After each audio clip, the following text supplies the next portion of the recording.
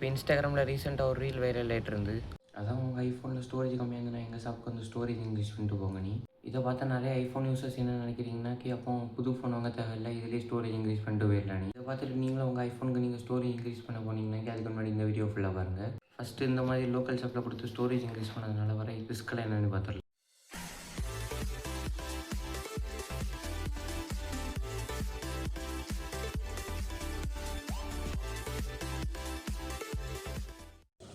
First drop protection வீக்காக பண்ணி பார்த்துடலாம். ஐஃபோன்ஸ்லாம் ஸ்ட்ராங்காக ஃபீல் ஆகுதுக்கு காரணம் அவங்க ஃபேக்ட்ரியில் அதை கரெக்டாக அசம்பிள் பண்ணி வச்சுருக்கிறது தான். ஸ்டோரேஜ் அப்கிரேட் பண்ண மோஸ்ட்ல ஃபோனை அவங்க ஓப்பன் பண்ணுவாங்க.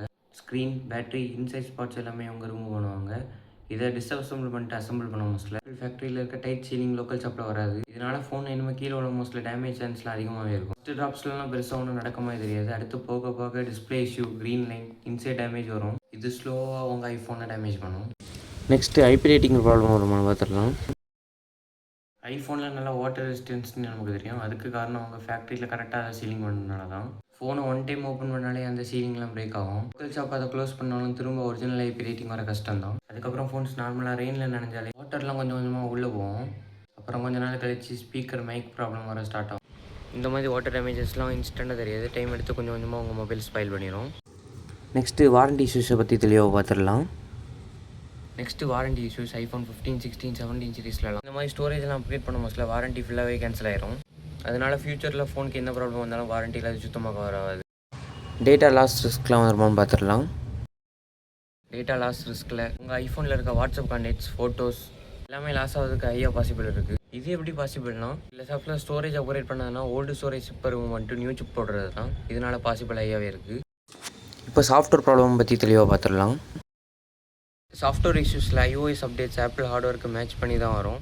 இந்த மாதிரி ஸ்டோரேஜ்லாம் அன்அஃபிஷியலாக சேஞ்ச் பண்ண மோஸ்ட்ல ஃபியூச்சருக்கு அப்டேட்டுக்கு அப்புறம் மொபைல் ஹேங், பூட் ப்ராப்ளம் இதெல்லாம் வர வாய்ப்பு இருக்குது. ஸ்டார்டிங்கில் ஃபோன் ஓகேவாக தான் இருக்கும், அப்டேட்டுக்கு அப்புறம் தான் அந்த ப்ராப்ளம்லாம் நோட்டிசபிளாக இருக்கும். அடுத்தது பேட்டரி ஹெல்த்லாம் அஃபெக்ட் ஆகுமான்னு தெளிவாக பார்த்துடலாம். மொபைலில் ஓப்பன் பண்ண மோஸ்ட்ல பேட்டரி ஹேண்டிங்லாம் ப்ராப்பராக இல்லைனா பேட்டரி லைஃப் குறைய வாய்ப்பு இருக்குது. இதனால் அவங்க பேட்டரி ஹெல்த்துமே டக்குன்னு குறைய வாய்ப்பு இருக்குது. ஃபேஸ் ஐடி ப்ராப்ளம்லாம் வருமானு இப்போ பார்த்துடலாம். ஸ்மால் மிஸ்அலைன்மெண்ட் இருந்தால் கூட ஃபேஸ் ஐடிக்கான எரர் காணிக்க வாய்ப்பு இருக்குது. ஹீட்டிங் இஷ்யூஸ் இதெல்லாம் பாசிபிள் இருக்கான்னு பார்த்துடலாம். ஸ்டோரேஜ் சிப் சேஞ்ச் பண்ணுறதுனால லாங் டர்ம் கேமிங், எடிட்டிங்லலாம் மொபைல் வழக்கத்தோடு அதிகமாகவே ஹீட் ஆகும். மொபைலுக்கு ரீசேல் வேல்யூலாம் லாஸ் ஆகுமான்னு பார்த்துடலாம்.